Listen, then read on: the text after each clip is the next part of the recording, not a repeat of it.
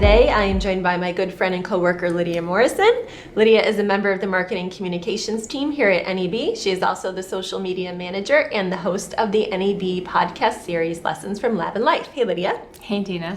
And today we're talking about interesting ways to communicate with scientists. Back in May, we interviewed some of our Passion in Science winners about some of the interesting projects that they're working on, and we'll share those today. But first, I thought we'd talk with Lydia about the podcast series. Lydia, can you tell us a little bit about Lessons from Lab and Life? I'd love to. So the mission of the podcast is really in the podcast's title. The aim of every episode is to draw a lesson from the stories of life science. So those might be stories that offer a historical perspective about a technology or a technique, or they could be about a current innovative technology and the ways that that could potentially impact our lives tomorrow. Great. And how does this help researchers? So we hope that the podcast offers researchers a little perspective. Research can be so tough, and researchers are at the bench every day. And between those peaks of discovery and wonder, there's the slogging through everyday sort of monotonous tasks and maybe the disappointments of some disproven hypotheses. So we hope that they can take a step back when they're listening to the podcast and maybe draw some inspiration and perspective from the podcast stories that we share, stories about how their research can really contribute to moving life science forward. And why do you think science podcasts are gaining in popularity? That's an interesting question. I think people are really thirsty for knowledge, and I think that podcasts offer a great way for listeners to be able to hear from really knowledgeable experts and really hear the stories directly from those people. I think also it's wonderful to be able to listen to something while your eyes or your hands are doing something else. So it really lets people sort of hear these really inspiring stories while they're taking care of some other tasks, maybe even while they're at the bench. So we've been hosting the podcast series for a little over a year now, correct? Mm-hmm. Do you have any favorite episode? Oh, way to put me on the spot.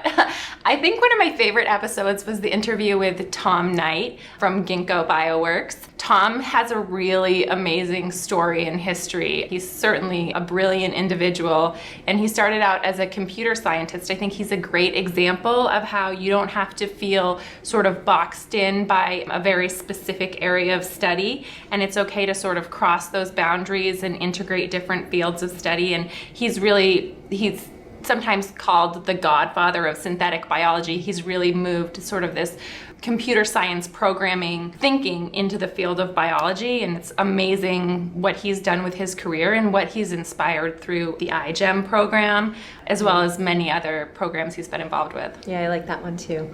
How can our researchers find the podcast? So you can find the podcast on neb.com/NEB podcast. You can also find the podcast on iTunes, and if you're an Android user, you can find it on Stitcher. Great. All right, so let's hear from some of our Passion in Science winners.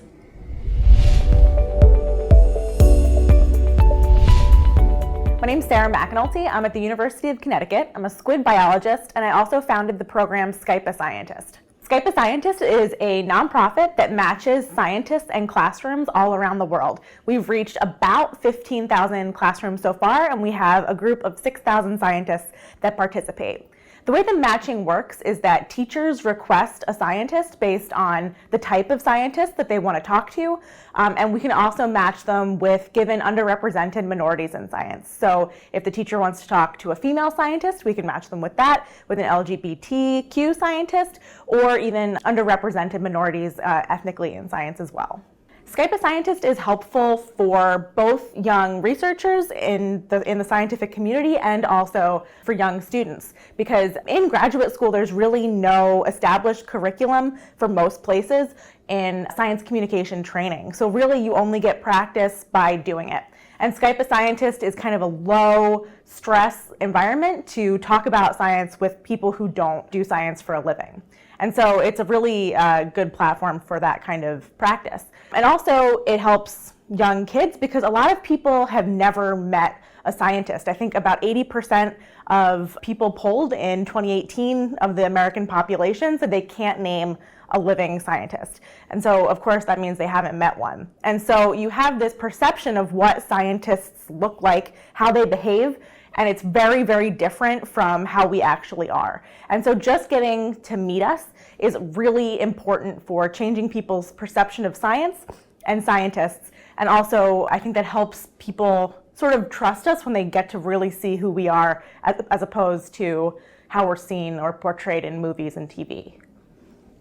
I think it's important for scientists to communicate their work and also their broad areas of study in areas outside of just science conferences and peer-reviewed publication, because most of the public is never going to go to a conference. They're never going to read the peer-reviewed literature because we use so much jargon in these places that it would go completely over their head.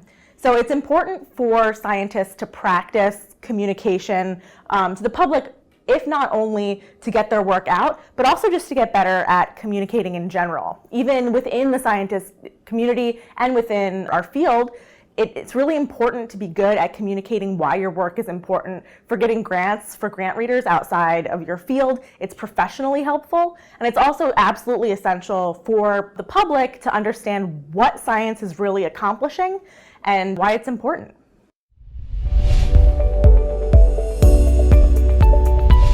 My name is Sarah Fankhauser. I'm an assistant professor of biology at Oxford College of Emory University, and I'm also the founder of the Journal of Emerging Investigators. The journal really came out of an idea that I had when I was in graduate school, and I was doing a lot of outreach at the time, attending science fairs and going to local after-school programs and doing science with the students. And I realized that they were really missing this one critical piece of the scientific process, and that's publishing their work and sharing it with a broad audience. So I looked around to see, are there journals out there for elementary, middle, and high school students? And there weren't, or at least there weren't any that really met the criteria that I had in mind, which is it has to be free, it has to be easily accessible, and importantly, it has to have an authentic peer review process that is really engaging students in this exploration of what the scientific process really is, and connecting these student authors with scientists in their field. To date, we actually have over 200 published papers, and we set our goal to publish at least one paper a week, and we have now exceeded that goal, and I think we're at about 1.4 publications a week. Students don't actually have a holistic vision of what the scientific process is until they've engaged in this peer review process with the Journal of Emerging Investigators. And it's through this process that they realize that what it really means to think critically about science, and this idea that science isn't perfect and that it requires revision, it requires going back and forth and rethinking about experiments and results and how they're communicating their work. And I think even more importantly, students realize that science is a very collaborative effort, and the reviewers that are reviewing their papers, they aren't being critical, but they are part of the process with the student and helping them to improve their science. One of the goals with JEI is that we would never reject a paper based on the level of sophistication. So we get papers in all sorts of fields of all levels of sophistication. We've had papers that have tested the absorbency of different diapers. We've also had papers that have used CRISPR, or papers that are looking at nuclear physics. So it really is a range of different fields as well as different levels of sophistication.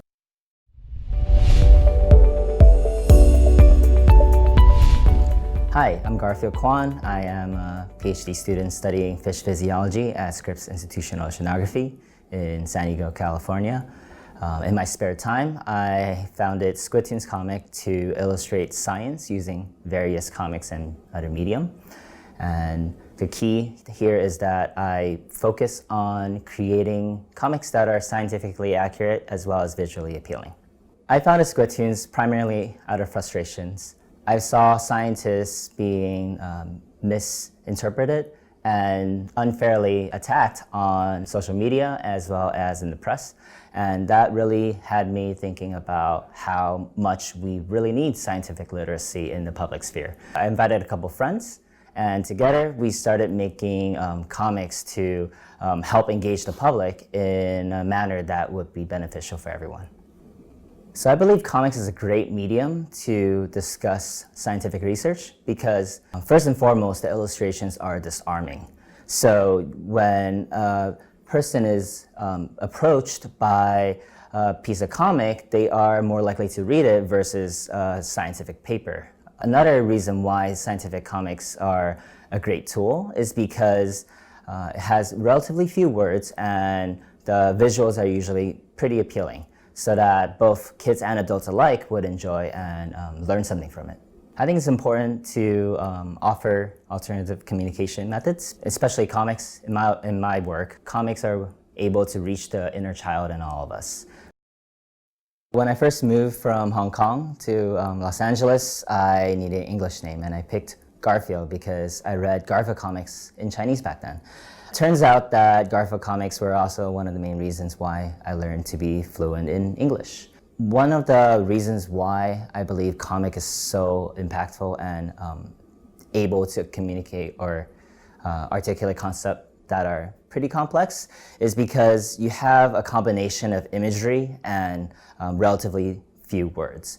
The words, non-native speakers might not be able to understand it in the beginning, but combining it with the images in the panels, you might be able to get a better idea of what's going on.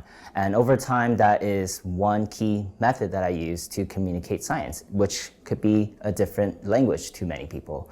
Scientific communication is, in a sense, communicating an area that is relatively few people visit or even master. And because the field is so wide and the knowledge is so deep, we can't expect everyone to be fluent in science. So using comics, we can make that bridge. We can make it so that everyone is able to access the information given enough communication investment. So Lydia, thanks so much for joining me today. Thanks for having me, Dina. And I think it's interesting to hear about all these new methods for communication. I think it's important for scientists to be able to use multiple forms of media, and as well as to be able to come up with new ways to communicate to non-scientists. So it's really great topics today. Definitely. So thanks so much for joining us. And if you have any suggestions for future episodes, please let us know.